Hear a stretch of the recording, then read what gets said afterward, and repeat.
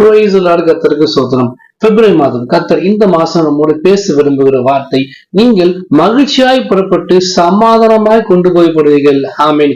இந்த மாதம் முழுவதும் ஒவ்வொரு நாளும் நீங்க புறப்படுற காரியங்கள், செய்யற காரியங்கள், போகிற பயணங்கள் எல்லாவற்றையும் மகிழ்ச்சியாய் புறப்பட்டு போகும்படி கர்த்தர் உங்களை ஆசிரியப்படுறாரு. இந்த மாதம் முழுவதும் நீங்கள் சமாதானமாய் கொண்டு போகப்படுவீர்கள். எல்லா காரியத்திலும் சமாதானம், அது ஊழியமாகட்டும், பிள்ளையோட வாழ்க்கையாகட்டும், வேலை செய்ய இடங்கள்ல, தொழில் செய்ய இடங்கள்ல, எல்லா இடத்துலயும் ஒரு சமாதானம்.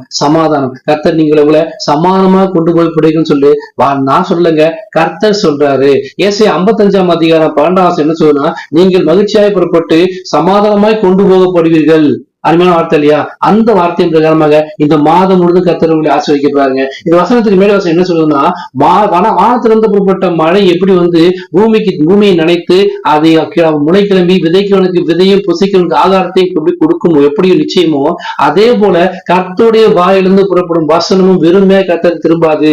அது விரும்புற காரியத்தை கர்த்தர் விரும்புற காரியத்தை நிச்சயமாய் செய்து முடிக்கும். கர்த்தர் நிச்சயமா ஆசீர்வதிப்பாருங்க. சொன்னதை செய்வனும் கைவிடாதவன் இந்த மாதம் முழுவதும் கர்த்தர்களை மகிழ்ச்சியாய் புறப்பட்டு சமாதானமாக கொண்டு போக முடியாத கர்த்தர் ஆசீர்வதிப்பாரு. இந்த வசன அதிகாரம் எப்படி முடியுதுன்னா, முச்செடிக்கு பதிலாக தேவதார் விருட்சம் முளைக்கும், காஞ்செடிக்கு பதிலாக மிருது செடி எழும்பும். உங்க வாழ்க்கையில கஷ்டப்பட்ட காரியங்கள், கண்ணீர் வடித்த காரியங்கள், எந்த காரியங்கள் வாழ்க்கையில ரொம்ப நெருக்கமா இருந்துச்சோ எல்லாவற்றையும் கர்த்தர் வந்து விடுதலை தராரு. உங்க வாழ்க்கையில கண்ணீருக்கு இந்த மாசத்துல வேலையே இல்லை. ஏன்னா நீங்க மகிழ்ச்சியாய் புறப்பட்டு போக போறீங்க, சமாதானமா கொண்டு போக போறீங்க. அது மட்டும் எப்படி முடியுதுன்னா, இது கர்த்தருக்கு கீழ்ச்சியாகவும் நிர்மூலமாக நித்திய அடையாளமாகவும் இருக்கும். கர்த்தர் உங்களை ஆசிரியக்குது, இது ஒரு அடையாளமா இருக்குங்க. இந்த மாசம் முழுவதும் உங்க வாழ்க்கையில என்னென்ன காரியங்கள் இந்த வரும்போது எது தடைப்பட்டுச்சோ எல்லாவற்றையும் கர்த்தர் நிர்மூலமாக்கி மகிழ்ச்சி, சந்தோஷம் நிலைத்திருக்க முடியாத, உங்க தலைமையில தங்கி இருக்க முடியாத, உங்க சிரசின் மேல் நிலைத்திருக்க முடியாத நித்திய ஆசீர்வாதத்தை உங்களுக்கு தரப்போறாரு. விசுவாசத்தை பெற்றுக்கொள்ளுங்க.